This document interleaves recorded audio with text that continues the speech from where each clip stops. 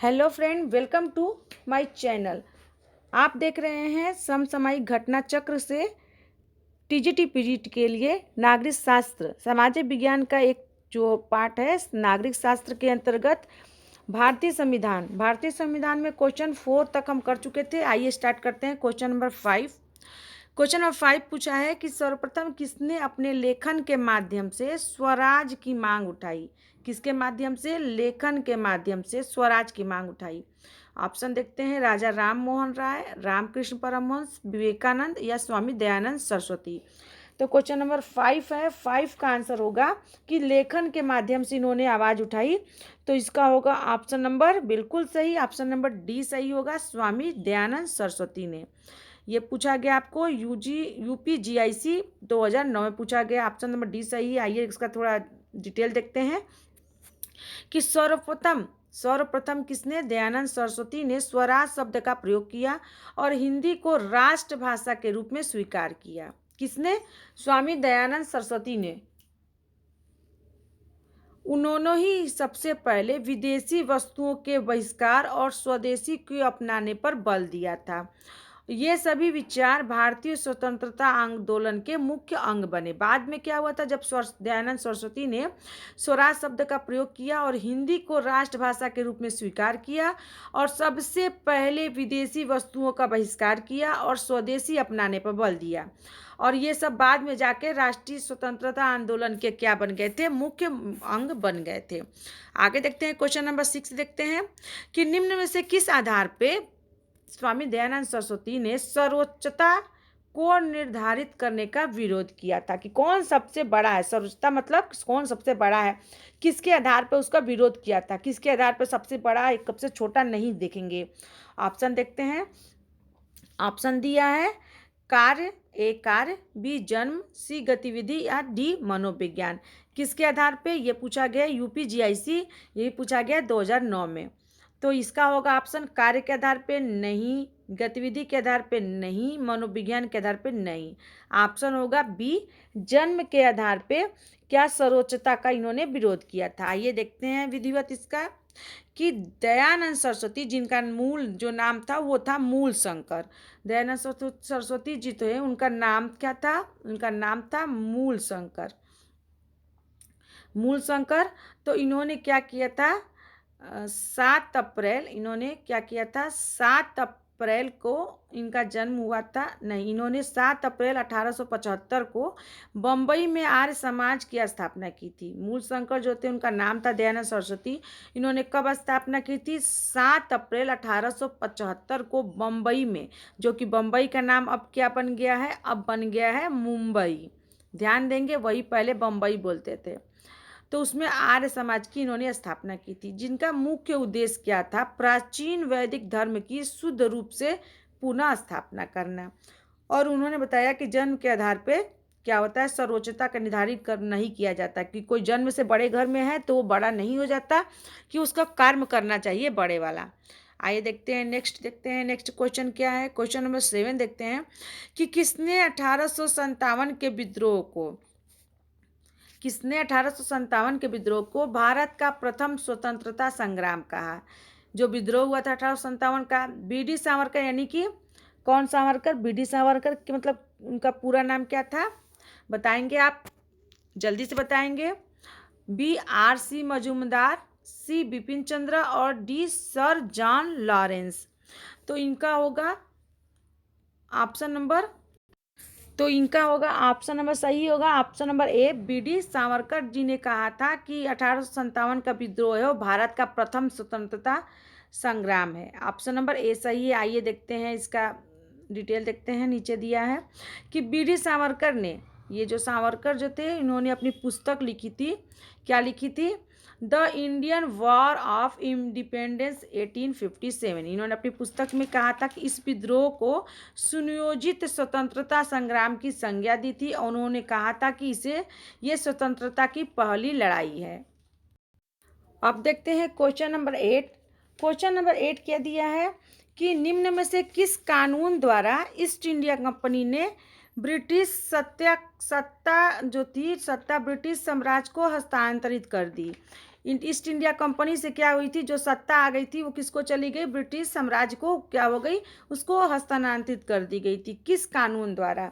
एकदम important, very important question है, देख लेंगे।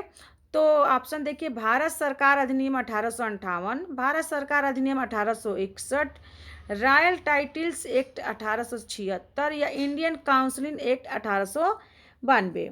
तो किस ऑप्शन कौन सा सही है? इसका होगा ऑप्शन नंबर सही ए।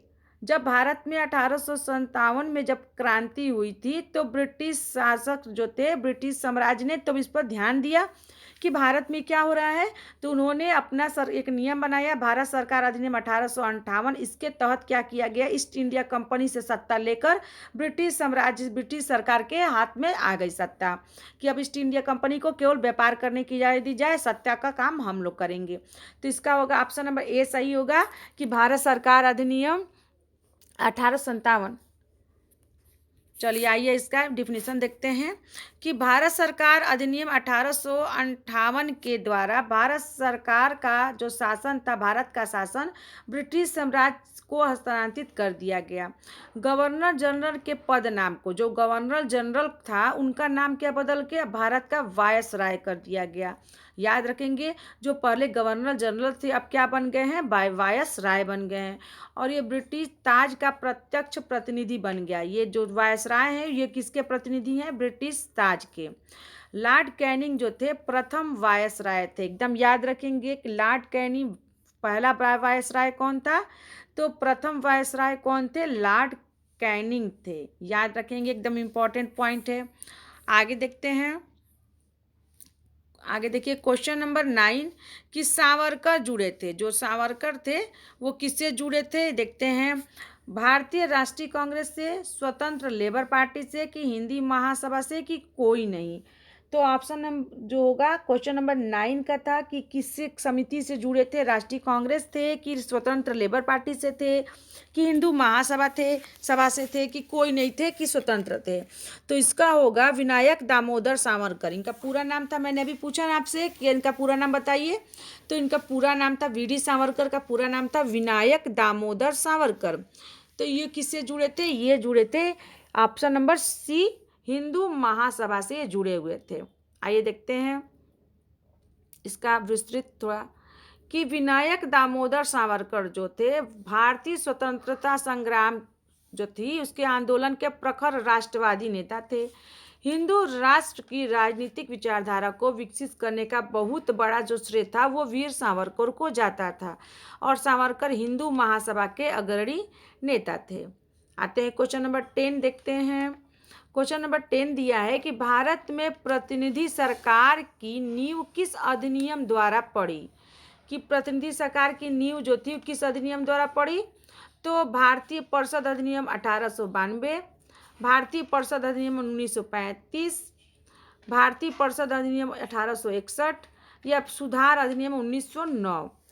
तो भारत में प्रतिनिधि सरकार की नींव किस अधिनियम के तहत पड़ी, तो भारतीय परिषद अधिनियम 1861। ऑप्शन नंबर सी सही है। ये पूछा गया टीजीटी परीक्षा 1999 में पूछा गया है।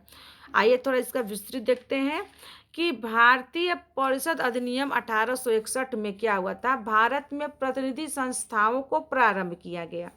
इसके द्वारा ही सर्वप्रथम भारतीयों को शासन में सम्मिलित किया गया। इसका और महत्वपूर्ण तथ्य क्या है कि 1861 का अधिनियम जो था, देखिए अन्य महत्वपूर्ण तथ्य में क्या दिया है कि 1861 का अधिनियम जो था भारतीय संवैधानिक विकास में महत्वपूर्ण स्थान रखता है। इस अधिनियम ने विधि बनाने के कार्य में भारतीयों का सहयोग प्रारंभ किया और इस अधिनियम में प्रांतीय विधानसभाओं को विधि बनाने यानी कि कानून बनाने, विधि मतलब कानून बनाने का क्या दिया गया, अधिकार भी दिया गया, जिसे प्रांतीय स्वतंत्रता की नींव पड़ी।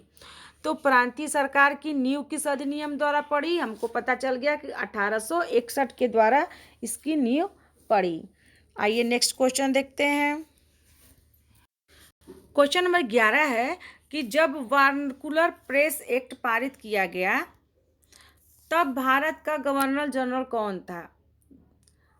वर्नाकुलर जब प्रेस एक्ट प्रारंभ किया गया, पारित किया गया, तो भारत का गवर्नर जनरल कौन था? Lord Curzon, Lord Macaulay, Lord Irwin और लॉर्ड लिटन। तो ऑप्शन नंबर सही होगा डी, लॉर्ड लिटन थे इसके जब प्रेस एक्ट पारित किया गया वर्नाकुलर। आइए देखते हैं इसका थोड़ा डिफिनेशन देखते हैं कि लॉर्ड रिपन ने 1882 में वर्नाक्युलर प्रेस एक्ट जो था या देसी भाषा प्रेस अधिनियम को रद्द कर दिया। किसने रद्द किया था? लॉर्ड रिपन ने 1882 में ही रद्द कर दिया था। तो इससे क्या था? देसी भाषा में जो प्रेस का था, जो हमारे भारत के लोग थे वो देसी भाषा में जो पत्रिकाएं छापते थे उस पर ये जो था वर्नाकुलर प्रेस जो था उस पर रोक लगाया था। लेकिन लॉर्ड रिपन ने क्या किया था? इसको रद्द कर दिया था और भारतीय भाषाओं के समाचार पत्रों को अंग्रेजी भाषा के समाचार पत्रों के समान ही स्वतंत्रता दे दी थी। जैसे अंग्रेजी का समाचार पत्र निकल रहा है न्यूज़पेपर, वैसे भारत के भी निकालेंगे। लेकिन ज्ञातव्य है कि वर्नाकुलर प्रेस एक्ट जो 1878 में किसने लगाया था? वो लॉर्ड लिटन ने पारित किया था, जो उस समय के गवर्नर जनरल थे। तो 1878 में ये लगाया गया था और 1882 में इसको क्या किया गया था? इसको हटा दिया गया था। तो लॉर्ड लिटन जो थे लाए थे, लॉर्ड लिटन जो थे क्या थे? इसको याद करेंगे। लिटन क्या थे? लिटन जो था प्रेस एक्ट लाए थे, ये इस तरह याद करेंगे। लिटन और रिपन में थोड़ा कन्फ्यूजन हो जाता था। लिटन लाए थे और रिपन क्या किए थे? रिपन जो थे इसको क्या किए थे? रिजेक्ट कर दिए थे। इसको क्या किए थे? रिपन ने रिजेक्ट कर दिया था, रिजेक्ट। इस तरह याद करेंगे कि वर्नाकुलर प्रेस एक्ट जो था कौन लाया था? तो लाए थे लिटन और रिपन ने क्या कहता है? रिजेक्ट किया था। र से रिपन, र से रिजेक्ट, ल से लिटन और ल से लाए थे। तो इस तरह आपको रिपन और लिटन में बहुत कन्फ्यूजन हो जाता है, बच्चे पूरा कन्फ्यूज जाते हैं कि लिटन है कि